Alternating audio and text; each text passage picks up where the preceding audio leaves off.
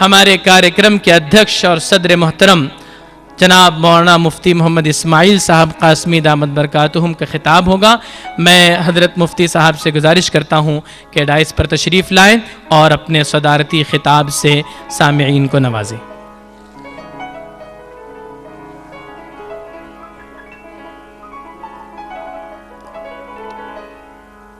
بسم اللہ الرحمن الرحیم نحمدہ ونصلی علی رسولہ الکریم اما بعد فاعوذ باللہ من الشیطان الرجیم بسم اللہ الرحمن الرحیم اننی انا اللہ لا الہ الا انا فاعبدنی واقم الصلاۃ لذکری صدق اللہ العظیم۔ علامہ اقبال نے کہا ہے کہ مذہب نہیں سکھاتا آپس میں بیر رکھنا، ہندی ہیں ہم وطن ہے ہندوستان ہمارا۔ علامہ اقبال کے زمانے میں ایک شخص تھا جس کو ہم دہریہ کہہ سکتے ہیں، خدا بیزار، خدا کا منکر۔ دنیا میں دو ہی طرح کے لوگ ہیں، ایسے لوگ زیادہ ہیں جو خدا کے وجود کو مانتے ہیں، اور بہت تھوڑے لوگ ایسے ہیں جو خدا کے وجود کے منکر ہیں، جن کا یہ عقیدہ ہے، جن کا یہ ماننا ہے کہ اللہ نہیں ہے، ایشور نہیں ہے، بھگوان نہیں ہے، گاڈ نہیں ہے۔ کچھ لوگوں کا ایسا عقیدہ ہے، ان کو دہریہ کہا جاتا ہے، ناستک کہا جاتا ہے۔ علامہ اقبال کے زمانے میں ایک شخص تھا، وہ اسی عنوان پر لوگوں سے بحث و مباحثہ کیا کرتا تھا، اور کسی کی بات سے مطمئن نہیں ہوتا تھا، اور اس کا یہ کہنا تھا کہ آج تک مجھے کوئی اس بات کا قائل نہیں کر سکا کہ اللہ ہے، ایشور ہے۔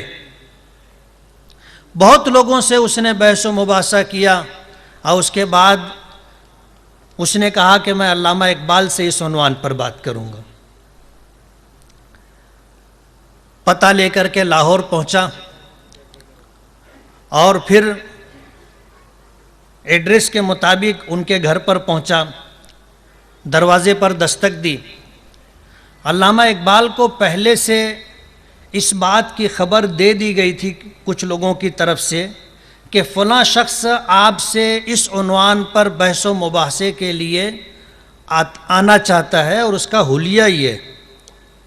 جب یہ شخص دروازے پر پہنچا اور دروازے پر دستک دی، علامہ اقبال نے دروازہ کھولا تو اسی حلیے کے ایک شخص کو اپنے سامنے پایا۔ پوچھا کیا بات ہے؟ تو اس شخص نے کہا کہ مجھے علامہ اقبال سے ملنا ہے۔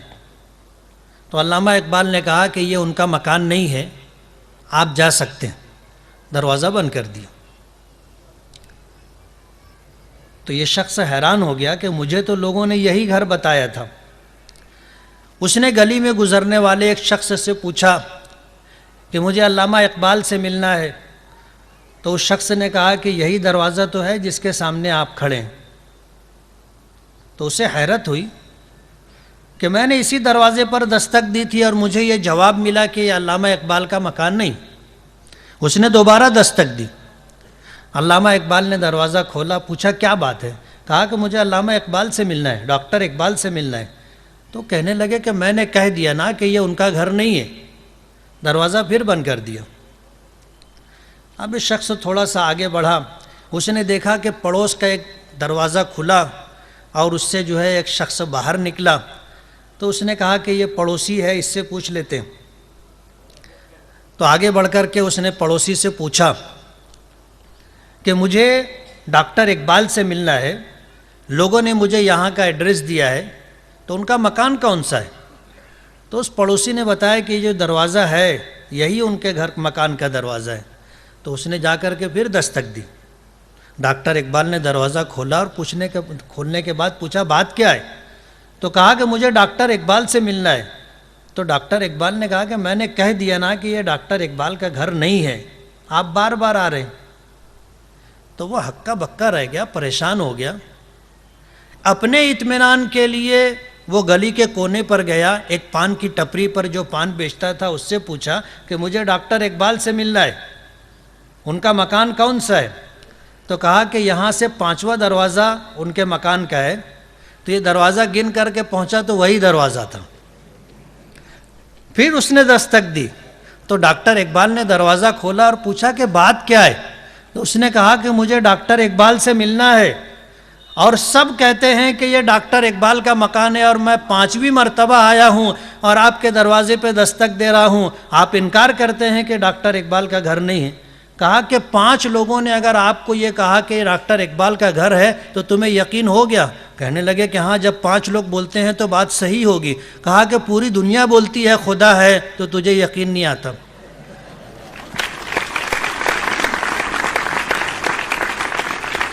تو تھوڑے بہت ایسے ہیں جو اللہ کو، خدا کو، ایشور کو نہیں مانتے، باقی ساری دنیا مانتی ہے۔ اور اس کا پیغام ہے، جس کو اللہ کہا جاتا ہے، جس کو بھگوان یا ایشور کہا جاتا ہے، اس کا پیغام ہے۔ قرآن کریم کی ایک آیت میں نے پڑھی، اس کا فرمان ہے اننی انا اللہ، کہ اللہ میں ہی ہوں، لا الہ الا انا، میرے علاوہ کوئی معبود نہیں، اس کائنات کا، اس دنیا کا پیدا کرنے والا میرے علاوہ کوئی دوسرا نہیں ہے، اس کے علاوہ کوئی ایسا شخص نہیں ہے جو ایک مچھر پیدا کر سکے۔ پیدا کرنے والا وہ ہے، خالق وہی ہے، رازق وہی ہے، سب کو پالنے والا، سب کی ضرورتوں کا پورا کرنے والا، تنے تنہا وہی پروردگار ہے، وہی رب ہے۔ اس نے کہا لا الہ الا انا، میرے علاوہ کوئی عبادت کا، پرستش کا، پوجے جانے کا حقدار نہیں ہے۔ اگر عبادت ہوگی، پرستش ہوگی، پوجا ہوگی تو صرف میری۔ فرمایا لا الہ الا انا فاعبدنی، اس لیے تم سب صرف میری پوجا کرو۔ وَأَقِمِ الصَّلَاةَ لِذِكْرِي، اور نماز قائم کرو مجھے یاد کرنے کے لیے۔ علامہ اقبال کے شعر سے میں نے شروعات کی تھی کہ مذہب نہیں سکھاتا آپس میں بیر رکھنا۔ جو لوگ مذہب کو یا دھرم کو مانتے ہیں اور اس کے آدیش کا پالن کرتے ہیں، وہ کبھی بھید بھاؤ کا کام نہیں کرتے۔ ہمارے تو مذہب کی یہ تعلیم ہے کہ الناس کلہم سواسیہ، کہ سارے انسان برابر ہیں، آپس میں بھائی بھائی ہیں، ان میں کوئی بڑا نہیں ہے، کوئی چھوٹا نہیں ہے۔ اس کے نزدیک جس نے انہیں پیدا کیا ہے، اس کے نزدیک سب برابر ہیں۔ اگر اس کے نزدیک کسی کا مقام و مرتبہ بڑھے گا تو صرف اس سے ڈر کر کے زندگی گزارنے والے کا۔ میں اس موقع پر ایک ایسے پروگرام میں شریک ہوں جس کا عنوان دیا گیا کہ قرآن کریم کی روشنی میں بھگوت گیتا کا مطالعہ۔ ڈاکٹر ساجد صدیقی صاحب نے قرآن کریم کو پڑھا تھا اور کچھ ایسے حالات ان کے سامنے آئے، شہر میں ہونے والے فسادات کے پس منظر میں انہوں نے جو بات یہاں پر رکھی کہ میں نے اپنے ان ہندو دوستوں سے جب فساد کے بعد ملاقات کی تو مجھے ایسا لگا کہ ہمارے درمیان کچھ نہ کچھ دوری آ گئی۔ اسے دیکھ کر کے انہیں ایسا محسوس ہوا کہ مجھے قرآن کریم کے ساتھ ساتھ بھگوت گیتا کو بھی پڑھنا چاہیے اور دیکھنا چاہیے کہ دھرم کے آدھار پر یا مذہب کی بنیاد پر لوگ ایک دوسرے سے دور کیسے ہو جاتے۔ لیکن جب انہوں نے گیتا کو پڑھا تو پڑھنے کے بعد انہیں لگا کہ دونوں میں کچھ زیادہ فرق نہیں ہے۔ اور ابھی یہ بات آپ کے سامنے آئی، محمد سر نے جو ایک مصروفیت کی وجہ سے اپنی بات رکھ کر کے چلے گئے، انہوں نے جو بات کہی بہت دل چھوتی بات کہی کہ مسلمان قرآن نہیں سمجھتا اور ہندو بھائی گیتا کو نہیں پڑھتا، نہیں سمجھتا۔ مسلمانوں کو بھی یہ پتہ نہیں ہے کہ ہمارے مذہب کی تعلیم کیا ہے، ہمارے مذہب کی تعلیم کیا ہے، اسلام کن باتوں کا ہم سے تقاضا کرتا ہے، ہمیں پتہ ہی نہیں۔ اور ہمارے پیغمبر حضرت محمد صلی اللہ علیہ وسلم نے فرمایا المسلم من سلمہ الناس، مسلم شریف کی روایت ہے کہ مسلمان وہ ہے جس کے ہاتھ سے تمام لوگوں کی جان، مال، عزت و آبرو محفوظ رہے، وہ مسلمان۔ اسلام سلامتی کی، شانتی کی، امن کی تعلیم دیتا ہے۔ ظاہر بات ہے اس کے ماننے والے اگر اس کی تعلیمات کو، اس کے آدیش کو مانیں گے اور پالن کریں گے تو وہ کسی کی جان پر کیسے ہاتھ ڈال سکتے، وہ کسی کے مال پر کیسے ہاتھ ڈال سکتے، وہ کسی کی آبرو پر کیسے ہاتھ ڈال سکتے۔ اگر مسلمان کو یہی نہیں معلوم کہ اسلام کیا ہے اور ہندو کو یہی پتہ نہیں کہ گیتا کی تعلیم کیا ہے، تو ظاہر بات ہے پھر وہ جو کچھ کر رہا ہے وہ مذہب نہیں ہے، وہ جو کر رہا ہے یہ اس کی اپنی سوچ ہے، یہ اس کا اپنا پروگرام ہے۔ پیر رکھنا، کوئی مذہب اشانتی کی تعلیم نہیں دیتا۔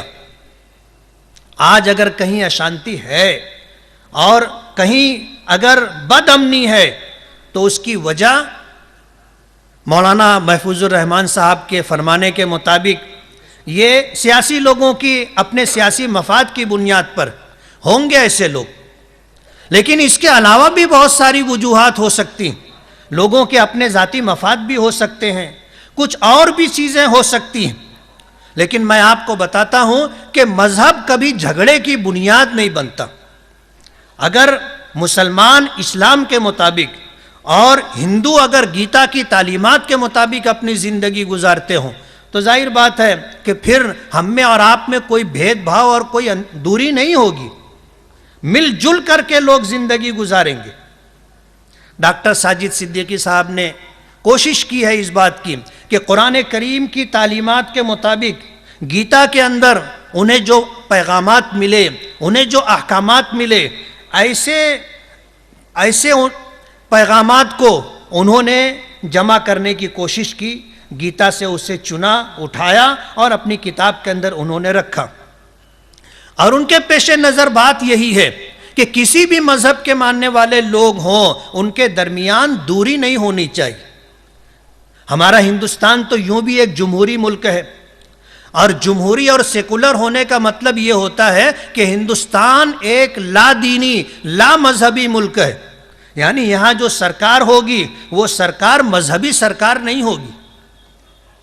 ایک سیکولر ہونے کا مطلب یہ ہے کہ اس دیش میں رہنے والے ہر انسان کو اپنے مذہب کے مطابق زندگی گزارنے کا پورا حق ملے گا۔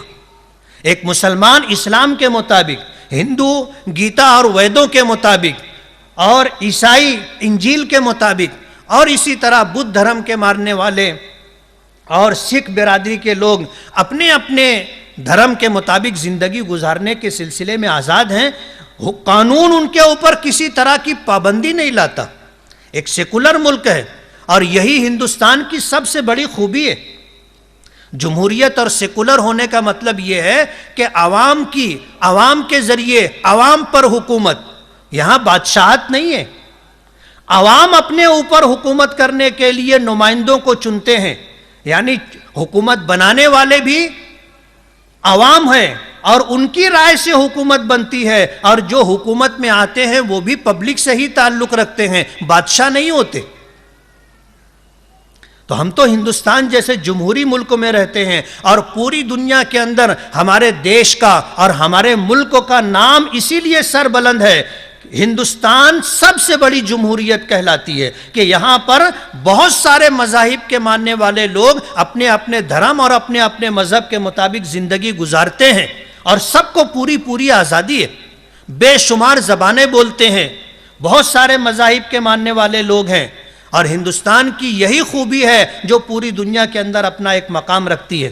میں ڈاکٹر صدیقی صاحب کو دل کی گہرائیوں سے مبارکباد دیتا ہوں کہ انہوں نے اس بات کی کوشش کی کہ مذہب کو مان کر کے یا مذہب کی بنیاد اور آدھار پر جو لوگوں کے درمیان دوری پیدا ہو جاتی ہے اس دوری کو ختم ہونا چاہیے، اور لوگ اپنے مذہب کو پڑھیں، اپنے مذہب کو سمجھیں اور سمجھ کر کے مذہب کی تعلیمات اور مذہب کے احکامات پر زندگی گزاریں، تو آج جو پورے دیش کے اندر کہیں کہیں کسی جگہ اشانتی اور فسادات اور دنگے کی شکل کے اندر ایسی چیزیں وجود میں آتی ہیں جو ہندوستان کی روشن پیشانی کے اوپر داغ بنتا ہے، ایسی چیزیں ختم ہونی چاہیے۔ میں ڈاکٹر صاحب کی اس کوشش کی سراہنا کرتا ہوں، دل کی گہرائیوں سے مبارکباد دیتا ہوں، اور یہ امید کرتا ہوں کہ ڈاکٹر صاحب کی یہ کوشش انشاءاللہ ضرور کامیاب ہوگی۔ اللہ تعالیٰ ان کے مقصد کو پورا فرمائے اور ہمارے دیش کے اندر امن و امان اور شانتی کی فضا کو عام فرمائے۔ بہت بہت شکریہ۔ جزاکم اللہ خیرہ۔ کاریکرم کے ادھیکش مفتی محمد اسماعیل قاسمی صاحب اپنے خیالات کا اظہار کر رہے تھے۔